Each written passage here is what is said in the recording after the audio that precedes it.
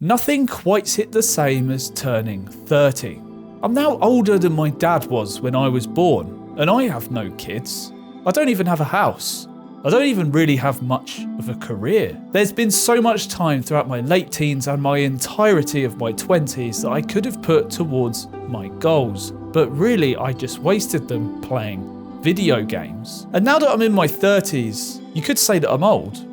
I mean, I don't feel old, but I'm definitely not young. Do I look old? I work in a college, and that makes me reflect on my age quite a lot of the time. You see, I'm surrounded by people who are just entering adulthood, and I remember when I was 18, and it doesn't really feel like that long ago. It's now got to the point where students are calling me old man. It's really strange, because it really wasn't that long ago I was in college, but it is strange how when you reflect back on your time, it seems that time has sped up, and it really does not feel like long ago that I was in college myself. Another thing that makes me realise how I'm starting to get old is people dying around me. You see, I used to watch this YouTuber called Total Biscuit, and I used to watch him all the time and even just go to sleep with the sound of his voice. And he passed away, and that I think was about 4 years ago of recording this video, and it's already time has just gone. And it's just very strange knowing that a YouTuber that I used to really love watching and listening to and shared a lot of common views with is dead. And he was 33 years old when he passed away. And it's not going to be long before I'm 33 years old. And he was sort of that kind of person that I always looked up to as someone I felt like had his stuff together. He knew what he was doing. Because throughout my early adulthood, I have felt very lost. I've never really had a clear goal of where I'm going. And I think that has contributed to how I feel as an adult today, feeling as though I've wasted my time. Because it's not so much that I've wasted my time, it's more that I just have never had a clear direction, and that's made me feel very lost and aimless throughout a lot of my life. And it's not just YouTubers that are dying, but people in my family being diagnosed with cancer and the prospect of death. And it just makes me reflect on the fact that one day my life will end. And I think about that quite a lot. When I was growing up, it was almost like death was this abstract thing. You had no idea what it is. And then as I got older and older, I began to realise, understand the real fact that life does end. And I haven't truly accepted it. I don't know if you can ever really accept it unless maybe you go through a DMT experience and, feel as though you've died and come back. But unless I do that, I don't really feel like I truly understand it until it's going to happen to me.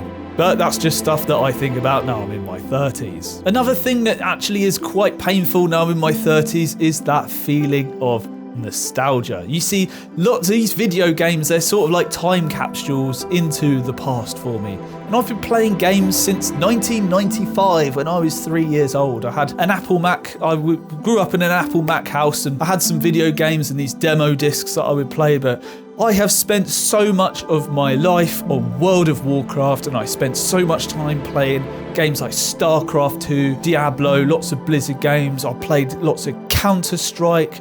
Oh my god, I absolutely loved Metal Gear Solid. When I was in primary school, I used to go around the playground pretending to be Solid Snake, doing stealth moves. And then I'd go around my friends after school and play Metal Gear Solid. And it's kind of painful in a way that I have such easy access to these games, because it's a very quick reminder that you're no longer that age. Because you load up the game now and for like 10 minutes, you're like, oh my god, it's so good to be back in this game. I love it. And then the enjoyment sort of washes away because you just don't enjoy it in the same way as you did when you were a kid. Like loading up Metal Gear Solid now, yes, I have this reverence for Metal Gear Solid. I load it up.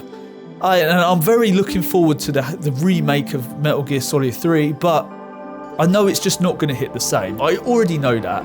It's not going to hit the same as when I played it when I was near the end of primary school, because I'm just not that person anymore.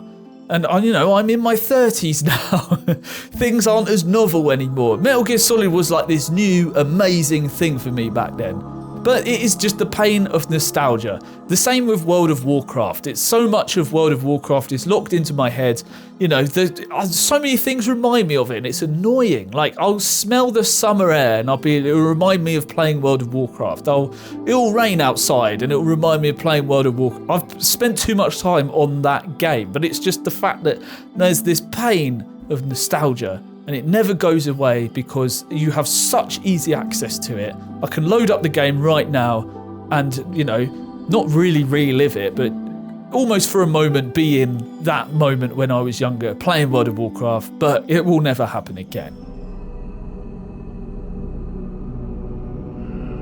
The one thing that I am very thankful for when I look back on my time playing video games is now I can look back with a sense of introspection, and it's made me learn something about myself. So when I think about times that I was either playing like Call of Duty, I was playing World of Warcraft, Diablo, Counter-Strike, any of those sort of things, the thing that I was addicted to was leveling up and progression. And it's almost like I learned that I have this neuroticism within myself to focus on something and progress in it. And now that I know that about myself, I can apply that to things such as YouTube. That's what I've been doing, spending this whole past year focusing on making YouTube. I've been making videos for 2 YouTube channels, which is insane to think about.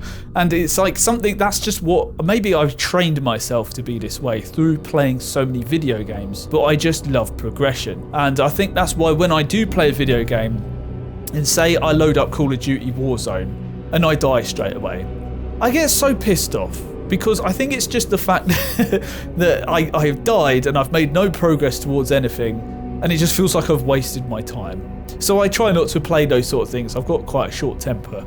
And I find games like World of Warcraft to, you know, hit that thing within me that wants progression. But I can apply that, sort of gamify real life and turn it into a progression, like going to the gym. I'm leveling up my stats like in RuneScape. Oh my God, don't get me started on RuneScape as well.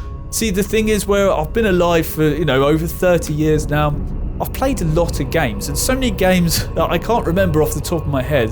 But when I dig deep, there's a lot of games that I've played in there and I can draw experience on. But that is it, going back to games, that's why a lot of games just don't really appeal to me, because you look at one game and you're like, well, I've played that before. It's not novel anymore. And that's something I do miss, the fact that it's harder to find novel experiences. But I think the key is to actually look for them outside of video games, because I've spent far too much of my life on video games. But it's a hard, it's almost an addiction. It's a hard thing to move on from. When you're in your 30s, I do feel like there's this sudden realization that we need to look after our health. And I'm just thankful for the fact that I've been very active throughout most of my life. You know, throughout my teenage years, I was bang on the skateboarding. I absolutely love skateboarding. And again, it gave me that sense of progression that I was talking about with video games. I remember when I learned the kickflip, I stayed up all night doing kickflips in my kitchen. Luckily, it was a big house, so the kitchen was all the way downstairs.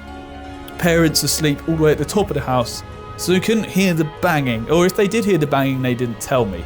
But I was staying up until eventually I landed a kickflip. And then it's almost like, then you start doing it moving. Then you start doing a spin, so it's a varial kickflip. Then you go for a tray flip, or 180. So you see there's that progression. And I just find that I'm very thankful for that, especially for the fact that my friend invited me to the gym when I was 26, and that I stuck with it. That I've kept going to the gym since then. And I'm just thankful for the fact that I did that, because now I'm in much better physical shape than I would have been if I did not get invited to the gym. So that one invitation, I feel like it changed everything. And it's not just that health conditions come into play as well. I actually got diagnosed with ulcerative colitis in my early 20s, and that's what I'm carrying with me today. But I think I've seen a lot of people, you know, they hit 30 and then you see them in the gym for the first time and they're like, damn, I realised I've got to start looking after myself. You know, the blessings of youth have worn off now, and now I'm getting fat and I need to actually think about what I'm eating. And I think that That's a common feeling amongst people in their 30s where you suddenly you're like, wow, I've got to get myself in shape, or I need to start looking after it. And for those of you who just ignore it, then, you know, I feel like that's the sort of thing that will catch up to you. And just while we're on the topic of health, I remember watching this video years ago of this professional skateboarder called Andrew Reynolds. I can't remember which video it was in, but he was bench pressing. I don't even know how old he was in that video. He might have been in his 30s, and he was saying how if you eat fruits and train hard, you can feel like you're 18 again, but you have to really work at it. And I'll be honest, now that, you know, I'm in my 30s, that is stuck in my head for years and years. And now I actually think about that quite a lot, how it does feel so true, because where I exercise a lot, I think about my nutrition a lot now. I think I feel healthier than I did when I was 18. I've got more energy, but it's like I have to put all this work into it, otherwise I won't feel that way. I do feel, like I said earlier, that a lot of my struggles that I've had is because during, you know, my whole life pretty much, I've had no purpose. I have not known what I wanted to do other than the fact I wanted to make videos. And this actually goes back to when I was really young. I remember playing this game called 3D Movie Maker, and you could put these characters down, and it ran terribly on my computer. Probably ran at 3 frames per second because it's a Windows game and I was playing on Mac, so I was emulating it. And you set these characters up in scenes and make them walk and talk to each other. And then YouTube came out in 2007, and I've got some videos from back then. And I just started filming, and all I wanted to do was film, and we'd make these little comedy skits that have been lost to time now, because I just didn't keep them. Yeah, I just filming is that one thing that has been a consistent thing throughout my life, and I'm so glad that I've kept it up. And now that's, they got to a point when that was my full-time job. I was working with the NHS making videos, and that I felt like I found purpose, because for most of my time, I was scraping by. I'd just make rent, and then that would be it. I wouldn't even have money. I'd just make rent, and I'd sort of have to rely on others to get food. And then it suddenly got to the point when I was making these videos, I was, specialising into video editing. Suddenly, I was able to buy stuff. I was able to buy myself a MacBook, and I'd done lots of it. Now I use that every day for editing now. I don't even use my PC. But it got to the point, and I felt like I had a sense of self-respect because I was able to earn my money, pay my rent, buy stuff, and I still had money left over. Unfortunately, that's gone now. So it's been this sort of how do I find purpose in life? And I feel like when you're in your 30s, you kind of need to have found your purpose in life. Or I feel like that personally. If I was drifting around aimlessly now, I don't know what I'd be doing. I guess you'd figure it out, but yeah, I just kind of wish I had my purpose earlier in life. Where would I be now? Would I be more successful? Would I have, earned more money? Probably. I kind of spent most of my life trying to avoid doing work, but it wasn't until I found that I somehow got involved in a group making videos for NHS where I wanted to work, and I worked a lot, and now I don't do that anymore, but I still try and put as much effort as I can into making content, because I just found that is where my passion is. And I'd just like to quickly reflect on the fact that I went to university, and the idea behind it was, mainly I was working in a care home, and I thought, screw this, I'll go to university. I hate working in a care home. But then it was actually also because I wanted to get my skills enhanced to make YouTube videos. I think that's a really silly idea to go to university for, looking back now. But at the time, I thought this is what I needed to do. This must have been back in 2012. And I thought, because like I said, I used to listen to a lot of Total Biscuit. He always had an amazing microphone, and his sound quality sounded so good, and I was really into podcasts basically. And I wanted to make content as high quality as Total Biscuit. And I thought, how do I do this? I'll go to university. And I was going to sign up to a radio course because I thought, I just wanted to get great sound. I didn't actually want to do any visuals whatsoever. I wanted to get great sound because the visuals was going to be whatever. I don't even know what my plan was. There was no plan. It was go to university and learn how to capture great sound. Could have learned that on YouTube, to be honest. But I went to university, and that's when I met I met some friends there, and because of that, I ended up working with the NHS. So you never know what things are going to happen. I didn't even end up doing a radio course because not enough. I think 2 people applied for the radio course, so I had to do a broadcast media course. Yes. Do I feel like it was worth it?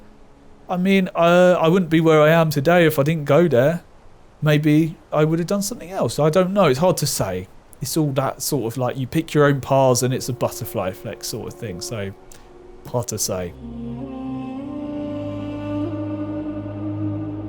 Now that I'm in my 30s, I do realise the importance of documenting my life. And I don't know if I'm just biased towards this because I like to make videos, but I really love having the ability to go back and almost review any point in my life through video. And I do feel that time does move faster as you get older. I mean, I feel it. A day, it's gone in no time. It's like I'll go to work and people be like, oh, today feels really long. And then I just get this feeling in the back of my head where I'm like, I should just appreciate today because this day's going to be gone soon. And that's a day of my life gone forever and I'm never going to get it back.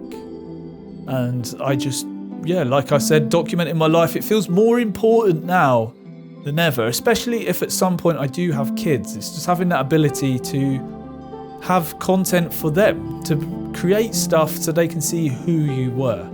I mean, like, I've got some pictures of like what my dad looked like before. I know there's pictures of my mum. There's only a few, there's not many, and who knows? It's a bit strange, isn't it? Imagine if I had this library of content to see what my dad was like when he was 20. I don't know, maybe I wouldn't want to see that. Who knows? But I just like documenting my life. And I think being able to document my life, it's almost like I'm trying to battle my mortality. It's almost like I'm trying to capture myself in that moment, and it's like that moment will be held there forever in that space and time that it was. And I think just having that ability to look back at my, I've got films from when I was like 14 and onwards, and just being able to do that does make me appreciate how time goes. It just flies by, and it does make me think about my own mortality. It's not going to be that long until I'm 40 and then I'm 50 and suddenly I'll be 60, and it's just the fact that time just flies by. And it's interesting to capture who I am today. It's like I can have a look at, how bad's my hairline today? I can look back, how was my hairline before? Was there inklings of the way it's going there to how it is now? And it just gives me more of a sense that my life will end. And I don't know when it will end, I don't know where it will end, but I do know that it will end. And I get that quite scared of that quite often when I do think about that. I just can't imagine this being off, like just nothing. It's a scary thing to face, which is why I just want to do more things now while I am alive. So I think the main thing that I've learnt from turning 30 is that I should cherish the now, because I have no idea when this is going to end. And all I want to do is work for a better tomorrow.